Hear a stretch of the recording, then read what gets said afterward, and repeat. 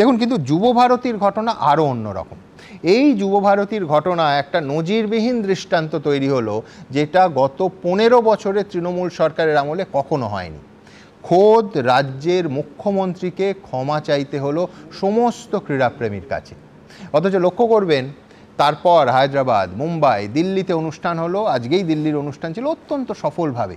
সেখানেও কিন্তু রাজনীতিবিদরা ছিলেন, এমনকি তাদের স্ত্রীরা ছিলেন। সেখানেও ছবি উঠলো, সেলফি উঠলো, কিন্তু কোথাও মেসিদের কুনুয়ের গুঁতোও খেতে হলো না, কারণ নখের আঁচড়ে রক্তাক্ত হতে হলো না।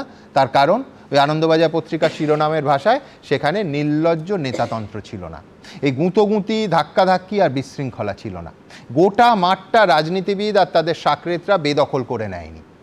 পুলিশ তৃণমূলের, সরকার তৃণমূলের, মাঠ সরকারের। আমার পরের বক্তা অরূপের কাছে প্রশ্ন একটাই থাকবে, দায়িত্ব নিতে হবে তো।